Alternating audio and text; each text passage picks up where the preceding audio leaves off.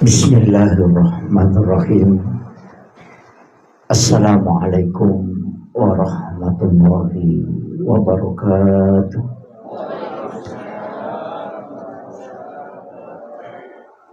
Alhamdulillahirabbil alamin.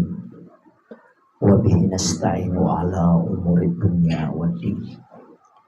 Asyhadu an la ilaha illallah wahdahu la syarikalah. Wa ashhadu anna Muhammadan abduhu wa rasuluhu al-mab'uts rahmatan lil alamin. Allahumma shalli ala sayyidina Muhammadin tibbil qulubi wa dawaiha wa afiyatil abdani wa shifaiha wa nuril absari wa diyaiha wa ala alihi wa sahbihi wa sallim. Hadratul muhtaramin wal muhtaramat ikhwan fillah, kami muliakan dan kami ta'zimi bil khusus sahibul bait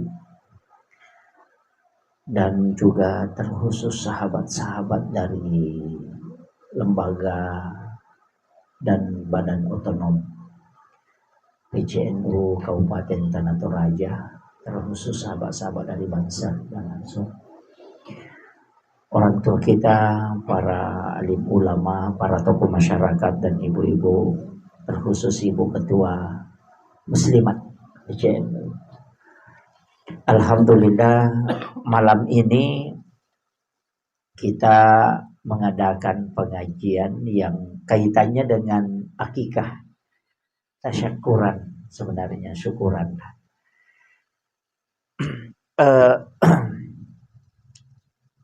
Saya pernah dibimbing oleh salah satu mursyid tarekat tentang bagaimana cara merawat anak dalam sisi agama.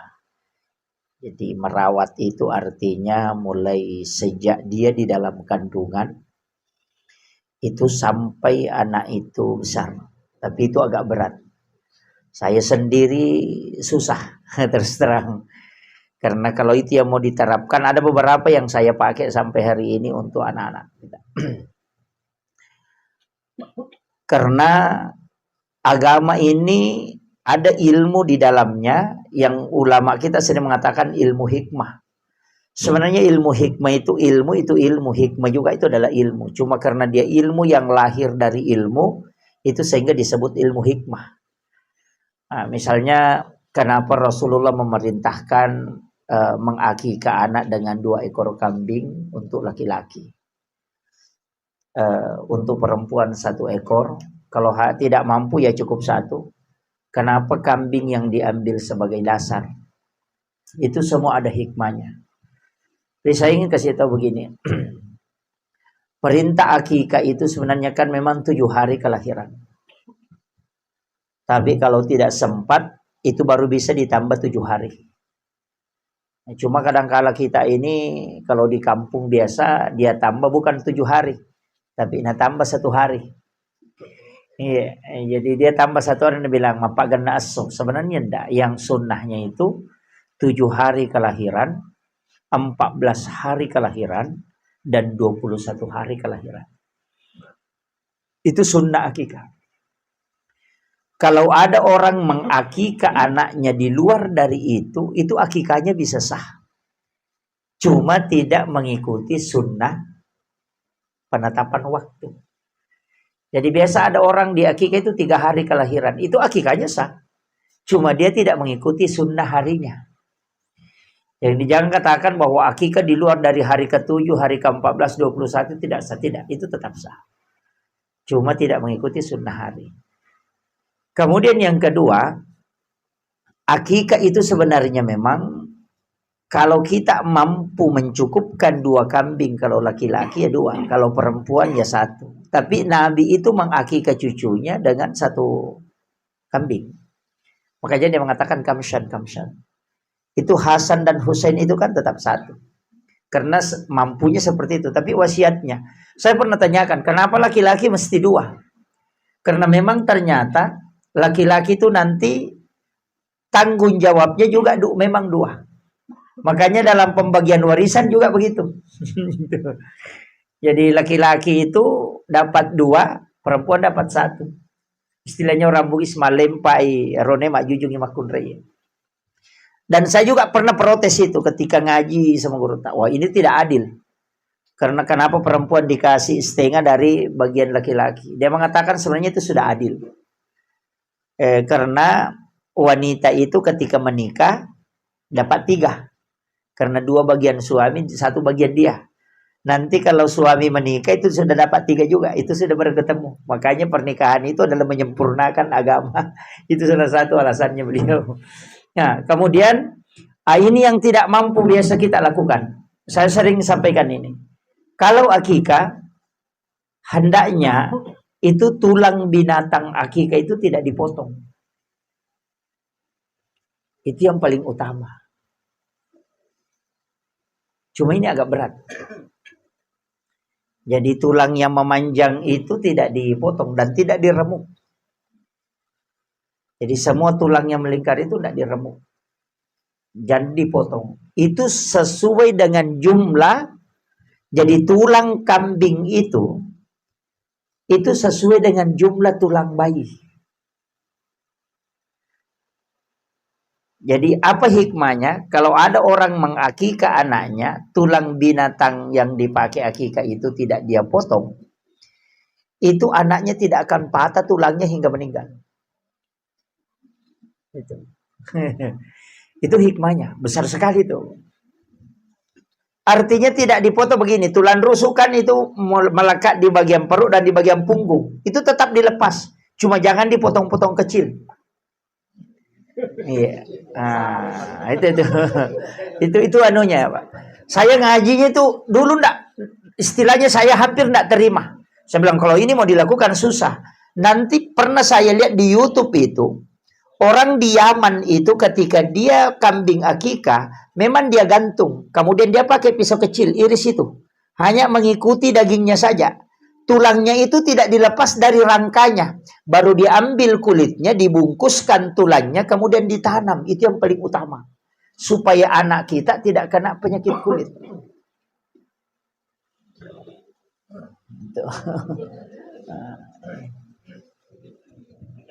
Itu agak berat memang, Pak. Makanya saya bilang, saya saja yang ngaji langsung sama guru, tak diberitahu tata caranya. Itu sampai hari ini masih agak berat. Kemudian akikah itu juga, itu kan sebenarnya ada beberapa di situ. Menggunting rambut, memberi nama. Nama ini kadang kita sembarang. Terus terang, saya katakan kasih nama anak itu sembarang.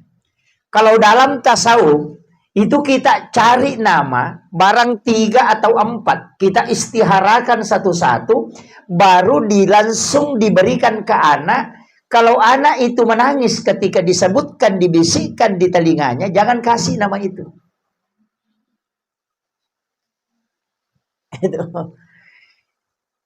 Cuma kadang-kadang kalau kita kasih nama itu kan cari dulu nama artis. Oh, ini yang bagus artinya. Langsung kan. Itu. Jadi itu kan. Jadi ulama saya bilang memang agak berat. Jadi itu dikasih khusus itu. Diistiharakan satu-satu. Kalau misalnya apa hajat kita, anakku ini saya mau kalau misalnya jadi bupati nanti. Carikan nama, kemudian kita istiharakan. Kemudian nanti itu dibisikkan. Iya. Jadi biasa kan Fulan bin Fulan. Nah, itu kan kalau di Kalimantan itu biasa saya ridhohkan dan berikan nama atas kamu dengan nama ini. Kalau dia tersenyum, dia mengatakan kalau anak itu tersenyum, itulah nama yang kau kasih kepadanya. Tapi ketika dia menangis jangan ambil. Itu berat untuk dia. Itu jadi itu. Kemudian saya kembali. Ini kambing tadi, perintahnya juga, makanya kan 60 potongan itu, Pak. Itu tidak lebih. Itu persis dengan tulang-tulang kita. Tulang yang memanjang itu jangan dipatahkan. Jadi jangan dipatahkan itu yang tulang memanjang. Kalau kepalanya kan tidak masalah. Kepala itu kan tidak masalah. Yang maksud saya itu kayak tulang tulang betisnya kambing, kaki tulang paha, itu jangan diremuk itu. Makanya dagingnya saja diambil, itu paling aman. Baru kulitnya pakai bungkuskan, kemudian ditanam. Itu untuk akikah. Sebenarnya bab akikah itu kan dalam fikih gandengan dengan bab kurban. Itu satu bab. Akikah dengan kurban itu kan satu bab. Kemudian yang sering kita juga keliru, itu kalau masakan akikah itu dimasak dengan masakan yang manis. Jangan dikasih lombok. Iya. Jangan. Jadi kalau masakan akikah itu kan itu hadis Nabi, betul Pak. Masalah masakan akikah untuk anak-anakmu itu dengan masakan dengan bumbu yang manis. Jadi makanya orang tua dulu itu nak kasih gula. Kasih gula bumbunya, tapi lomboknya tetap dia pisah, tidak dicampur. Kenapa? Supaya anak-anakmu itu semua orang cinta kepadanya. Kasih sayangnya orang tinggi. Cuma ini yang agak berat. Kalau akikah, sebenarnya tidak undang orang. Tidak undang orang. Akikah itu bersedekah. Jadi kita yang masak, kemudian diantarkan. Itulah bedanya dengan kurban. Kalau kurban itu dibagikan dalam keadaan mentah, kalau akikah dibagikan dalam keadaan masak. Sebenarnya tidak salah, Bu. Jadi jangan bilang, wah salah lah ini. Tidak salah. Apa keistimewaannya? Kalau orang anaknya di akikah kemudian dia mengantarkan, itu anak itu kalau dia kerjakan tidak usah pusing, Pak. Istilahnya kalau ada nak urus, jangan makin urus sih. Selesai itu baru tinggalkan. Maka dia gerutai perenung itu. Kemudian rezekinya itu dimudahkan. Itu kuncinya. Makanya diantarkan. Supaya banyak orang yang menikmati itu. Kemudian ajak terima pas solo. Ini yang agak berat ini juga. Saya di Guru Tak itu kan kasih tahu begini. Saya sebenarnya itu semua ada hadisnya, Pak. Cuma ada ulama mengatakan ini masuk dalam kategori hadis dhaif, ada mengatakan ini hadis hasan. Saya ngaji itu memang direntekan, cuma saya tidak anukan. Begini, ulama kita bilang begini. Kalau anakmu kau akikah dan tidak menerima amplop, lihat nanti. Belum selesai kuliah, itu sudah banyak orang yang menawarkan pekerjaan. Tapi ya kau mahakeka kau mau terima pas solo, ya kau selesai itu sila ada sapa jamat tu napa wadilolos. Itu kuncinya.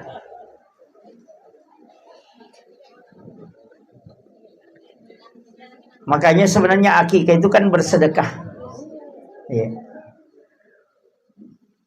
Makanya saya sering tahu masyarakat, ini kan susah Pak dilabrak. Karena satu tradisi di masyarakat yang dianggap baik kan tidak dianggap salah dalam agama, itu kan baik. Makanya kita di NU kan pakai itu. Makanya saya sering suruh masyarakat mengakali, suruh makalangi. Hari ke-7 kelahiran anak, kau beli kambing. Tidak usah mengundang orang. Suruh Pak Imam sembeli atau bapaknya, kemudian kita masak dengan sempurna. Tulangnya kita jangan patahkan, kemudian bungkus dengan kulitnya kita tanam. Masak itu dengan jangan kasih lombok, kemudian kita bikin paket-paket, kemudian kita sedekahkan. Nanti hari ke-14 baru syukuran. Terima nih pas solo, kan itu nato mahake kan? Kan enggak sudah nih kan sudah akikahnya. Iya. Jadi kita tetap jalankan yang betul-betul kita inginkan untuk mengambil berkahnya sesuai sunnahnya. Sekaligus kita tidak membuang tradisi yang ada di masyarakat yang tidak bertentangan dengan agama. Jadi 7 hari kelahiran, tidak usah ngomong-ngomong, pergi saja sembelih kambing. Itu kita anukan. Nanti kalau syukuran, biar nak potong kambing, biar potong ayam. Tadi memaki pas solo, biar banyak nak kasih, ambil semua.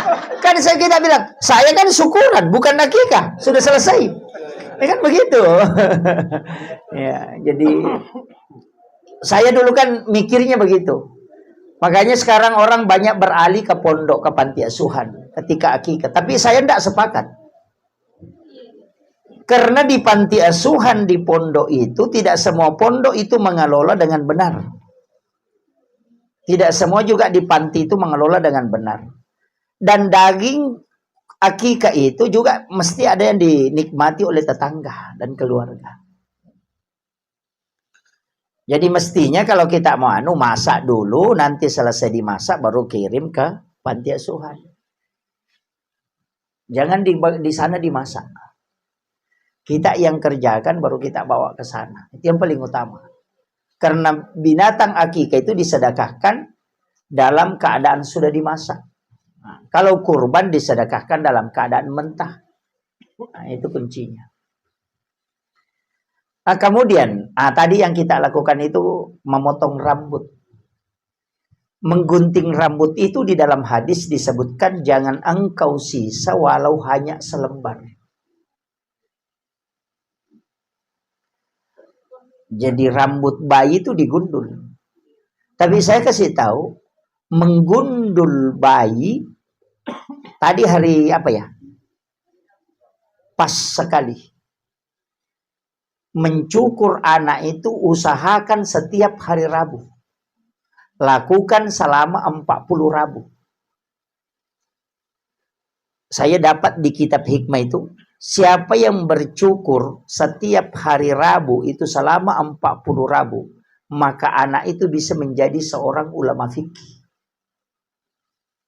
Itu ahli fikih. Fuqaha. Makanya ada pondok pesantren di Jawa itu masih menerapkan itu.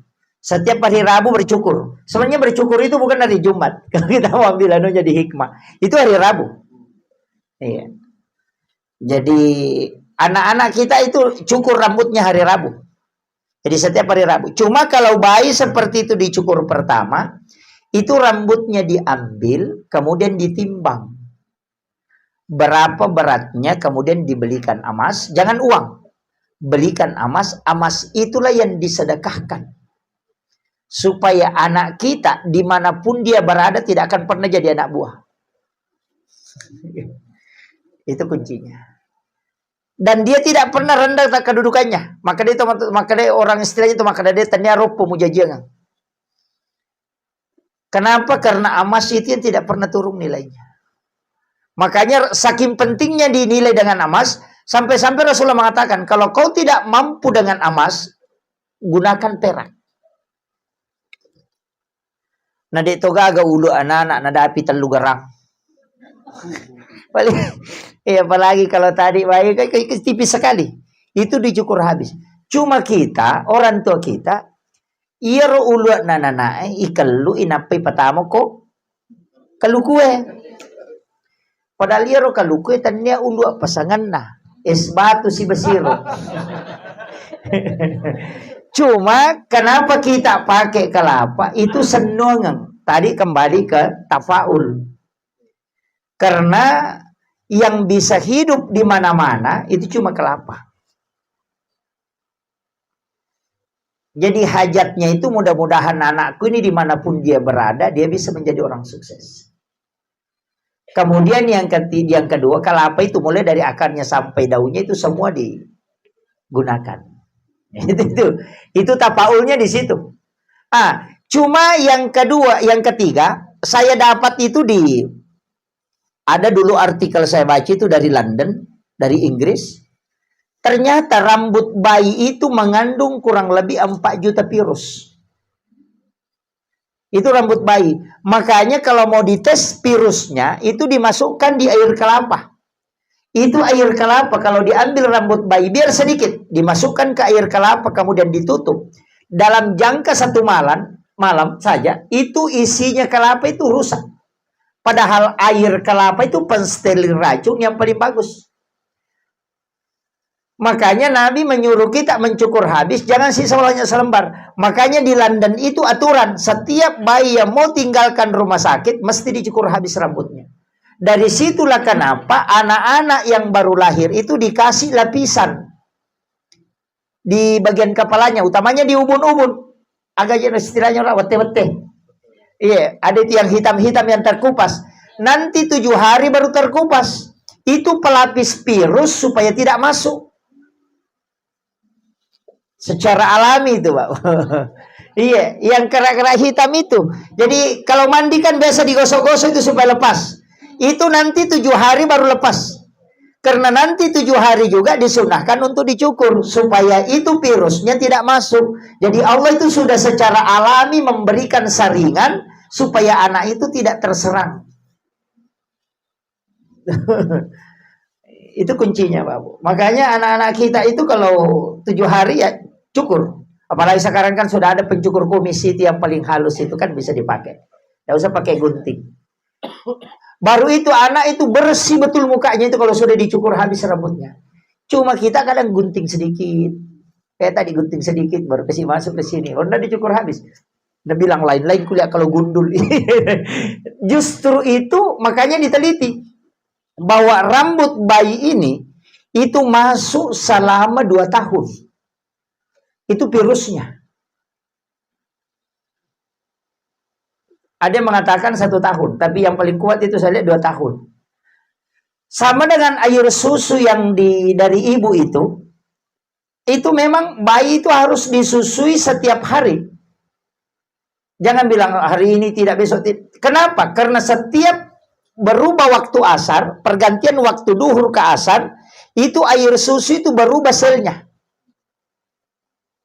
Itu berubah campurannya. Jadi setiap hari itu selnya berubah. Sehingga selama 2 tahun baru berhenti berubah. Makanya diperintahkan wal walidatu yurdi'na auladahunna haulaini, itu dianjurkan untuk menyusui anak selama 2 tahun. Karena air susu itu perubahannya selama 2 tahun baru berhenti berubah. Makanya Nabi melarang jangan menyusui anak yang ketika selisih umur. Misalnya kita sudah melahirkan 3 bulan, baru ada bayi baru lahir baru disusui, jangan. Itu akan kena penyakit, nanti ke otaknya lemah. Nah sekarang pakai SGM. SGM berapa itu? 0 sampai 3 bulan. 3 bulan sampai 6 bulan. Baru masuk 1 tahun. Baru masuk 3 tahun. Baru masuk 5 tahun. 4 kali dia berubah. Air susu ibu itu setiap hari. Campurannya berubah. Makanya kalau orang yang minum susu formula itu bisa cepat cerdas, tapi nanti masuk SD lumpuh otaknya karena dia distimulus kemudian kalah. Jadi itu sudah dipersiapkan memang. Sama ayam potong, distimulus 29 hari bisa dimakan. Kan begitu. Makanya itu anak kita itu sudah diatur betul itu. Dan air susu ibu yang pertama yang warna kuning, usahakan anak yang ambil. Itu antibodi yang paling kuat. Jangan dikasih bapaknya. Ini jadi masalah itu. Bapaknya yang ambil. Itu. Ini. Jadi settingan Allah itu Pak luar biasa. Makanya saya bilang, kalau kita ngaji kitab di hikmah itu, makanya ulama-ulama kita seperti Guru Sekumpul Martapura, Kisep Al-Maliki itu ngaji kitab hikmah, justru larinya ke tasawuf. Karena di situ baru dipahami bahwa hikmahnya besar sekali. Cuma hal-hal itu susah Pak, karena orang yang tahu itu adalah orang yang tembus, dibukakan pintu kasyaf. Nah kayak saya ini tidak bisa. Yang palingan kita dapat ya penjelasan ulama. Makanya kalau orang mau jelaskan secara fikih mustahil. Makanya saya sering itu dibilangi ustaz tidak ada dalil. Karena susah. Sama kalau makan. Kenapa dilarang membuka bibirnya itu perempuan kalau mengunyah? Supaya suaminya pengantin baru setiap malam. Karena wanita kalau mengunyah itu dia tutup bibirnya. Itu kan bibir bawahnya juga tertutup. Itu masuknya. Makanya Rasulullah itu melarang wanita membuka bibir ketika mengunyah. Itu hikmahnya lari ke situ. Bapak ibu cari dalilnya tidak bisa dapat. Jangan begitu. Tidak bisa dapat itu. Kenapa makanan kita tidak boleh langkai? Ketika ada makanan di depan itu kau ambil. Jangan melangkai makanan. Kan ada orang makan kayak eskapator. Menyemprot tangannya begini. Kayak mobil beko itu. Iya, ambil yang di depanmu. Kenapa? Supaya rezekimu orang yang uruskan. Bukan kau yang urus. Ya, orang bagi-bagi pasti dah ingat kau. Dan ada kau dapat. Tapi kalau orang makan melangkahi makanan, kau urus saja belum tentu kau dapat. Itu hikmahnya. Jadi ulama kita dari dulu itu sudah tahu. Dan itu masuk di ilmu hikmah. Kenapa larangan melap jadikan pakaian sementara dipakai sebagai lap? Kan begitu. Maka kenapa tidak boleh memotong kuku di dalam rumah? Di dalam, utamanya di dalam kamar. Itu kan jadi masalah. Kita mau memotong kuku kan kalau dikasih kertas kemudian dianu kan bukan jadi sampah. Ternyata yang kita tidak lihat itu ada jin yang dibawa kuku.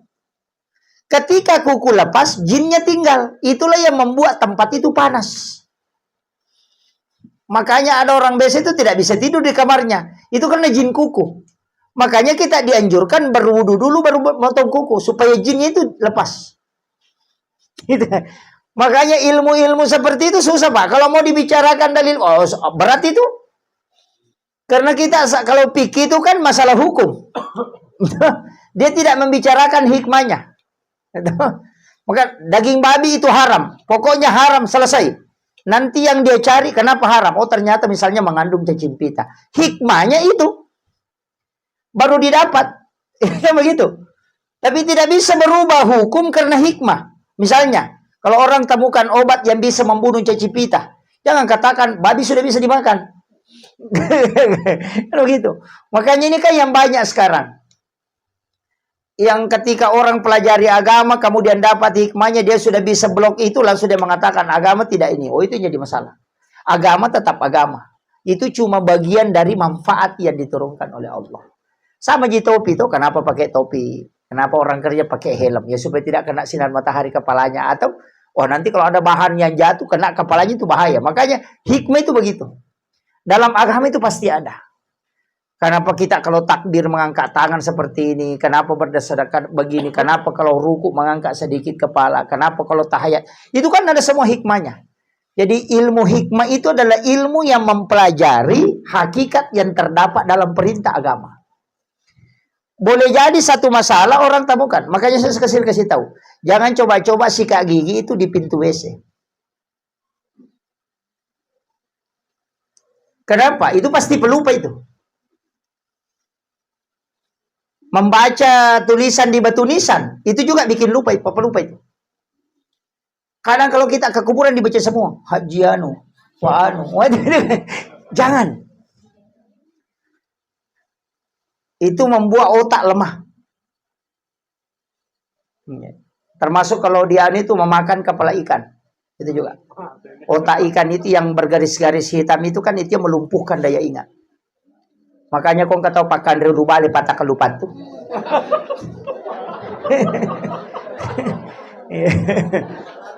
Warung berkah. Itu melumpuhkan daya ingat. Jadi makanya dalam agama ini Pak, memang kalau kita kaji lebih dalam itu luar biasa. Ini sudah jam 8. Hah? Bapak-bapak ini belum sholat. Kalau saya sudah sholat. Sudah menjamak sholat. Nah, kemudian. Nah, ini penting saya nukan. Sebenarnya kan terlambat, Pak. Istri kalau hamil, pas 4 bulan. Berarti malam ke 121. Di situ kita start kirim Fatihah. Tawassul namanya. Ada 5 itu. Rasulullah, Syekh Abdul Qadir Al-Jilani, Syekh Ahmad Ar-Rifai, Syekh Ibrahim Ad-Dasuki, dan Syekh Ahmad Al-Badawi. Itu lambat saya dapat. Itu ada di kitab Tabaqatus Syadiliyatul Kubra. Jadi kalau mau tidur berwudu, kemudian suruh pegang perutnya. Baru dia baca ila hadratin Nabil Mustafa sallallahu alaihi sayyidina Muhammadin Al-Fatihah. Baru khususan ila Syekh Abdul Qadir Al-Jilani. Kirimkan Fatihah. Baru Syekh Ahmad Ar-Rifai kirimkan Fatihah. Syekh Ahmad Al-Badawi. Syekh Ibrahim Ad-Dasuki. Itu ada 4 ulama wali kutub. Baru sudah itu minta berkahnya. Ya Allah, berikanlah berkah anak yang saya kandung ini sebagaimana berkah yang kau hadiahkan kepada 4 ulama ini. Itu ada di kitab Tabaqat. Saya punya guru sekaligus sahabat. Itu Pak Kiai Khalid Hasan. Itu ada nama anaknya itu ada dua. Hasan Murtada dengan Husain Mustafa. Itu kelas 4 SD itu sudah hafal Sahih Bukhari Muslim. Kelas 4 SD. Hafal Bukhari Muslim berarti 160.000 lebih hadis dia hafal. Itu baru kelas 4 SD. Kitab-kitab klasik itu banyak dia hafal. Saya dulu tanya, bagaimana caranya mendidik anak menghafal begini? Sambil main dia menghafal. Dia bilang, oh itu di dalam kandungan itu. Makanya kalau istri hamil, suruh pegang itu sebelum tidur. Paling bagus itu kalau sudah sholat sunnah isya, dia belum tinggalkan tempat, itu baru dia pegang perutnya. Kemudian dia berdoa sambil mengusap itu, membacakan Fatihah ke 4 ulama wali kutub tadi. Kemudian minta kepada Allah supaya ulama yang keberkahan 4 ulama itu dia nugerahkan ke anaknya. Itu kan doa. Itu namanya bertawassul dengan menggunakan ulama. Jadi bukan minta ke ulamanya, minta kepada Allah sebagaimana yang diberikan kepada ulama itu. Sama aja kita bilang ada orang misalnya, oh mudah-mudahan anakku nanti jadi begini. Kan biasa begitu. Mudah-mudahan anakku jadi begini, mudah-mudahan. Soalnya kan kuncinya, tapi ini agak berat memang.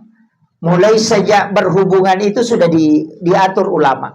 Tadi saya bahas bahwa pas berbuka puasa, Pak Kiai bilang bukana arak. Iya, karena Imamul Ghazali itu kan dalam kitab Hiyalimuddin itu kan ada.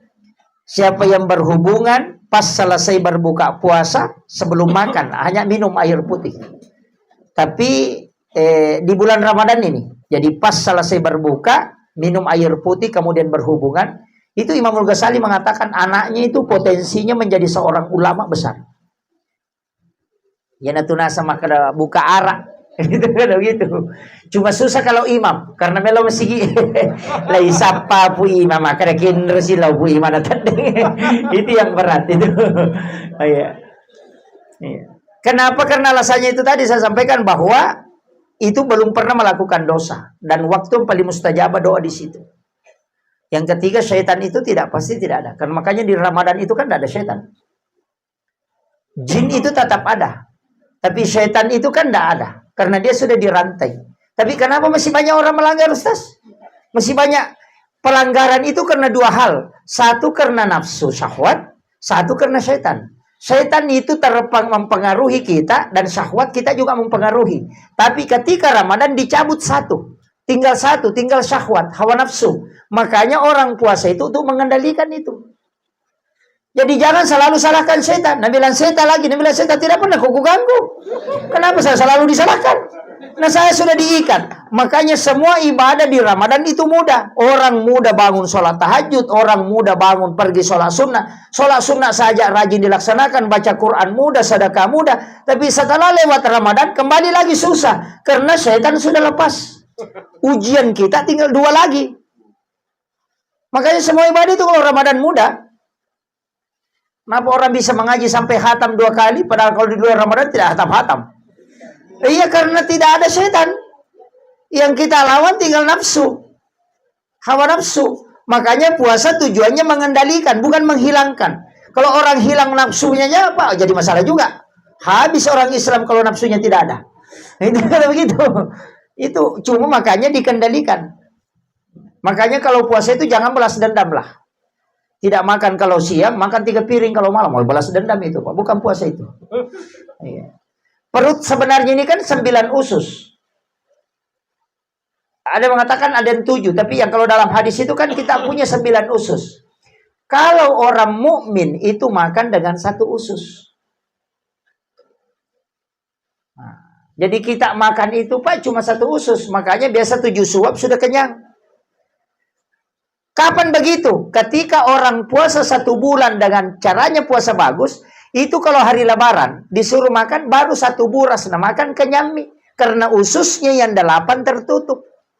Berkat puasa, cuma karena cambu itu terus terbuka satu-satu. Kuat lagi makan. Makanya jangan heran kalau guru Kiai Abdul Rahman Ambodale almarhum al-Magapurlah makan cuma 3 suap dia sudah kenyang, karena memang dia makan dengan 1 usus. Maka wae mati ki di kota Telu Timpu Miandre itu karena di situ ulama begitu. Itu kan kuncinya. Jadi jangan katakan wah ini berat kenapa bisa apa nak pakai, memang ditutup. Orang yang puasa saja kan begitu. Coba puasa, rutinkan puasa begitu selama 1 bulan. Nanti kalau mau makan itu sedikit aja itu.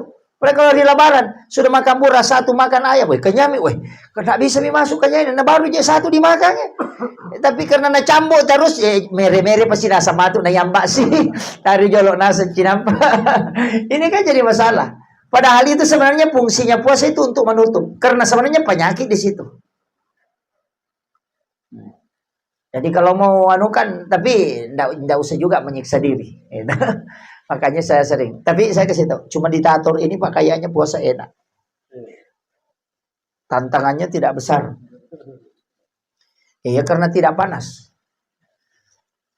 Ada juga kampung itu di Papua, itu di Wamena. Orang puasa di sana Pak, biar sehari semalam tidak lapar. Karena biasa tidak dilihat matahari, baru dingin. Jadi saya bilang kalau puasa di sini tantangannya tidak besar. Yang tidak sama kayak Merauke itu kan panas. Nah, kalau saya pernah diajari dalam tasawuf, bagi yang pekerja berat. Sebenarnya ini bukan dipakai dalam puasa saja, dipakai sehari-hari. Kalau mau makan sahur, biasa kan ada orang kalau puasa dia bilang, saya tidak lapar, cuma haus. Ada yang bilang, saya tidak haus, cuma lapar. Ada juga bilang, saya tidak haus, tidak lapar, cuma kayaknya selalu loyo. Iya, kayak fisik ini tidak bisa melakukan apa-apa, capek. Ada juga orang kuat kalau puasa, kalau sudah buka tidak bisa apa-apa. Baru saya begini, tidak bisa pergi. Kenapa? Ternyata ulama kita itu membagi. Diri kita itu kan ada jasad, ada napas, ada rahasia, ada ruh. Rahasia ini kan tidak dipakai. Yang dipakai itu jasad, kemudian ruh, kemudian nyawa. Ini tuh nak kada guru ta pandre telui. Ya kong katelu tamumu na ci di miwe pelamaki buarangi kan angkatu deninu 2. Kalau kau makan, nah kau tidak kasih makan itu semua, itu pasti ada masalah nanti. Makanya diajarkan itu. Kalau bangun sahur, ambil air putih, minum dulu sedikit. Supaya nanti hawa makanan itu tidak panas. Jadi dahulukan minum air. Mestinya itu sunnahnya makan buah dulu. Makan dulu buah, apakah pisang atau apa. Kalau tidak ada, kue saja. Makan kue dulu, yang lembut-lembut dulu. Sudah itu baru makan nasi. Yo pidi makan lagi Pak bisa sumpah. Mesopin apa mandre. Cucu juga sebenarnya. Kapan kita cuci tangan? Sebelum makan tuh? Iya. Makanya Pak bisa sumpang, makan dulu buah, baru makan nasi. Yo pidi masopin apa sapa apa bisa sumpah nasa. Iya. Kamu ini saya sudah masuk ke intinya nih. Kalau sudah minum, ambil nasi tapi jangan pakai lauk. Ini di dalam tasawuf. Saya diajarkan itu di tarekat. Banyak jamaah saya itu yang pakai Pak Bu. Kalau ada jamaah di sini yang biasa pekerjaannya berat, pakai itu insya Allah. Biar puasa sunnah paling bagus. Ambil nasi baru dicium. Jangan langsung dimakan. Dicium baru baca la ilaha illallah baru telan. Baunya itu yang dicium. Bau nasi itu baru ditelan, baru dimakan kasarnya. Jadi yemma iku pura yimau. Tapi alusuk na istilahnya. Iyan na tu makada pandre nyawamu. Yang kedua, makan biasa. Tidak usah tahan napas, makan saja. Nanti pada saat kita mau telan baru tahan napas. Baru baca la ilaha illallah baru ditelan. Nanti yang ketiga, tahan napas baru dimakan. Nanti ditelan, baca la ilaha illallah. Itu yang dikasih makan, itu ruh. Nah, ini yang 3 ya. Kalau sudah itu makan maki, tapi kalau makan itu harus ganjil, suapan. Tidak boleh genap. Ya komandre kita apa ganjil ya jangan nak bali. Tapi tidak usah dihitung, tidak usah bilang 1, 2, 3, tidak usah, makan saja. Nanti kalau mau kenyang, ambil ke air sedikit, baru minum, baru ambil nasi, baru dibagi 3. Terakhirnya dihitung. Tapi paling pokok ini yang terakhir. Nanti kalau minum air putih, jangan pakai kopi terakhir. Air putih terakhir, cari air Al-Kausar. Angkat tuwenak Al-Kausar. Jadi kita masukkan ke mulut, itu ditahan. Itu berubah. Panas, dingin, panas, dingin, panas, dingin, itu ditelan. Kalau dia masuk panas, diganti. Ambil lagi. Jadi biasa kan lambak kita telan, berubah itu. Coba simpan di mulut, itu berubah. Panas, dingin. Kalau dia dingin ditelan, itu kayak air es masuk. Biar 1 hari 1 malam tidak minum, itu tidak haus. Itu kuncinya. Itu kalau air Al-Kausar itu. Jadi itu yang sering saya pakai Pak. Kalau biasa kalau ceramah itu sebelum ceramah saya minum sedikit. Saya cuma pakai itu. Saya dikasih tahu, biar ceramah 4 jam itu tidak minum. Itu air Al-Kausar itu. Jadi itu nak kada pandre lusukmu, pandre nyawamu, pandre batimmu, pandre kasara. Sebenarnya itu kuncinya kalau minum terakhir. Jadi kalau biar kita ada mau perjalanan apa orang biasa mendaki gunung, kalau itu nak pakai, makanya sunnahnya itu minum, kita ambil air Bismillahirrahmanirrahim baru diminum, 1 kali diteguk baru baca Alhamdulillahirrabbilalamin. Baru Bismillah lagi, baru minum, baru baca lagi Alhamdulillahirrabbilalamin. Baru Bismillah lagi, baru ambil, baru minum, baru baca Alhamdulillahirrabbilalamin. Makumoro kabate tak minum? Ada yang minum kan 1 kali angkat, sudah. Ada yang lebih parah itu, cuma mulutnya goyang. itu ya, orang haus sekali itu. Rasulullah itu hadis. Saya dapat itu di penjelasannya Syekh Mutawalli As-Sa'rawi.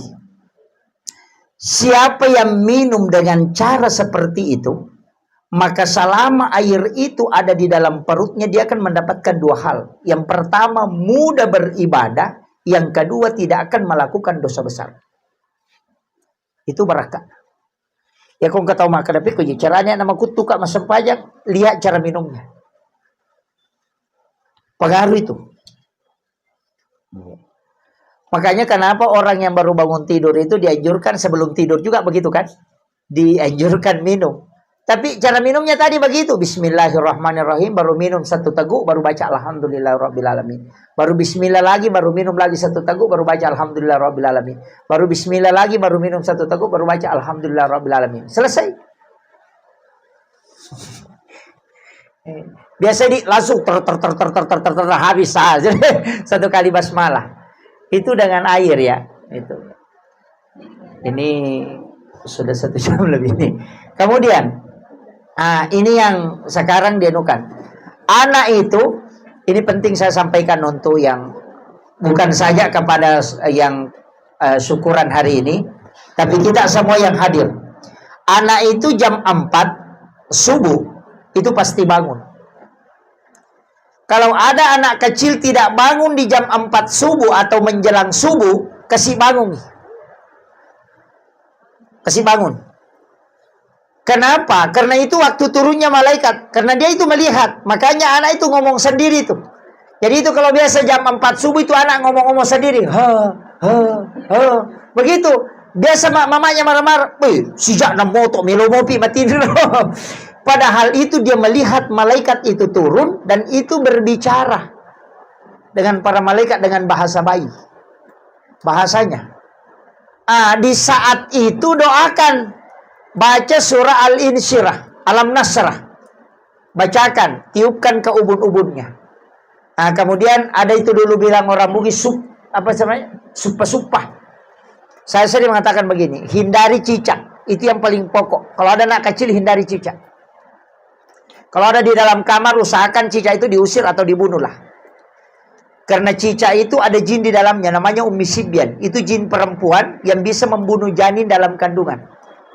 Itu yang bisa membuat anak-anak biasa biru-biru itu punggungnya. kayak hitam-hitam. Kayak ada orang yang sudah cubit. Itu Ummi Sibyan yang bisa mencekik dengan jarak jauh. Makanya biasa ada anak menangis tengah malam, itu Ummi Sibyan. Makanya kita diajarkan itu tulis lafaz Allahu itu di antara kedua alisnya. Pakai cilak. Jadi nanti kalau misalnya anak bayi itu sudah dimandikan, ambil cilak, tertulis Allahu itu di alis antara dua alisnya. Baru dikasih tidur, itu tidak diganggu. Itu anunya, supaya tidak diganggu jin. Itu kan banyak biasa. Kalau orang Bugis bilang dekang. Saya tidak tahu kalau orang Toraja. Dekang itu sebenarnya itu kan kuncinya. Saya kira ini yang penting saya sampaikan. Salah satu hal yang kita syukuri malam hari ini bisa bersilaturahmi, dan yang paling pokok juga kita doakan mudah-mudahan anak Zara Nabila Ramzi ini menjadi anak yang solehah, dan kita doakan mudah-mudahan Allah berikan umur yang panjang dan menjadi rahmat untuk keluarga besar dan kita semua. Dan itu memang penting kita doakan. Jadi yang paling pokok itu sebenarnya tadi yang saya sampaikan, bahwa hindari cicak, karena itu bahaya untuk anak-anak kita. Makanya dari dulu itu kan Rasulullah mengatakan siapa yang membunuh cicak dengan 1 kali pukulan itu 150 hasanat. Ya. Kalau 2 kali itu pahalanya turun, karena itu termasuk sudah menyiksa. Itu kuncinya. Saya kira ini yang penting saya wasiatkan. Akhirul kalam, wallahul muwaffiq ila aqwamit thoriq. Assalamualaikum warahmatullahi wabarakatuh.